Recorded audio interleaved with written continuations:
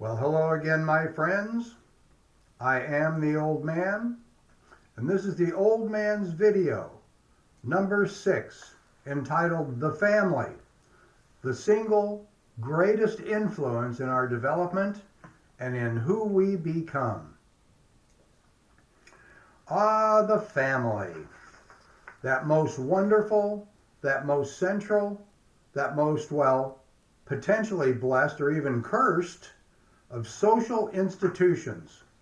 Doesn't matter if you're a white family, if you're a black family, if you're a mixed race family. Doesn't matter. Doesn't matter if you're Asian, Latino, or Middle Eastern. The idea of the concept of and the structures and responsibility of family does not change. Family is family. That's it. And that's all. Now, family to me is a very interesting and almost unshakable social institution. The reason I say unshakable is because through our history, through each civilization, each culture and empire, the institution of the family, unlike all of the other institutions, does not change. Governments change their structure. There are socialists and communists and democratic governments. There's oligarchies. There's theocracies, military dictatorships, absolute monarchies, and all the rest. They change their money, their monetary systems. They change their laws. They change their religions and their ethics and morals. Their societies change their mores and ethos and just about everything else except for the family. And yes, there are those that say it takes a village to raise a child, and there is some truth in that, but the central aspect of the immediate single family unit stays the same. And it is this institution that we call family, it is the center of all social structures, regardless of what they are. This discussion of family sits at the crossroads of more than one of the topics that the Old Man discusses. Family is also involved in relationships, society, institutions, and culture, sex, parenting, God and religion, education, and others. This thing that we call family is the single most influential factor in our early childhood development and overall, most often influencing the adults that we become. This early childhood experience of the child in the family can provide a foundation of love and trust and the notion that the world is a good place, or it can produce a foundation of hate, mistrust, and the notion that the world is not a good place. Now, under normal circumstances, we're all born into a family.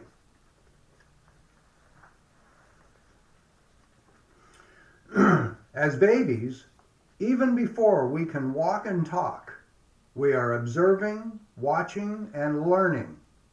Learning how to treat others, learning how others treat us. Learning and learning. That's all we do as babies. We watch, we listen, we feel, and we try to understand how it all works.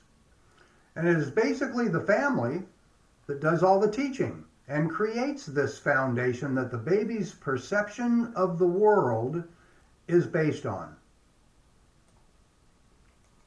So, be careful when you decide to bring baby into the world. If you're not ready, it's far too easy not to get pregnant or not to get someone pregnant.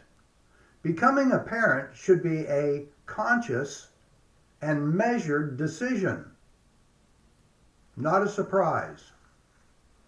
Now, if you yourself had a great family experience, then by all means, repeat that as a parent and provide your baby with the same quality, love, and security that you were provided. But if you had a less than ideal family experience, if you wish that things had been different, like so many of us, then here's your chance to be a hero. Be smarter than what was provided to you. Realize that you do have the ability to not repeat the shortcomings of your early childhood experiences. Believe that you can change, that you can be stronger and smarter and provide a much better, more loving, and more secure family experience for your child. To this old man, and in my opinion, a functioning family is like a democratic dictatorship. I say dictatorship because there's usually one final decision maker, and traditionally that's the father, not always. But if that final decision maker is smart and wants baby and all family members to grow in an inclusive environment that supports participation and value, then the final decision maker should listen to and realize the value of the opinions of all family members before making a final equitable decision. And by equitable, I mean that the opinions and the desires of the other family members are discussed, recognized, and represented in the final decision. Family is where we first learn to navigate social environment. It is the incubator in which we grow and learn about the realities of life. Within the family, there can be things like competition and jealousy, power plays and manipulation, but there are also, and hopefully more of, support, love, guidance, security, and the setting of an example of how to live life. You can get both lies and honesty. You can learn to be patient and learn when to act. Within the family, you will be exposed to and experience many of the social skills that you will need if you want to become a successful adult. Or just the opposite, if the family home environment is less than positive. Now, if you're going to start a family, or if you are already in one, please understand the dynamic function, the purpose, and the responsibility of this thing we call family. If you're in a family that's challenged by how it functions, then do this.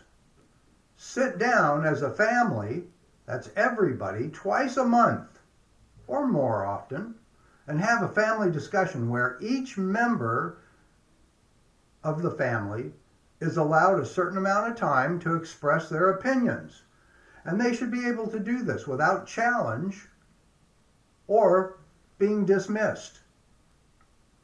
If you're in a family that does function well and where each member is valued, well then, may God bless you.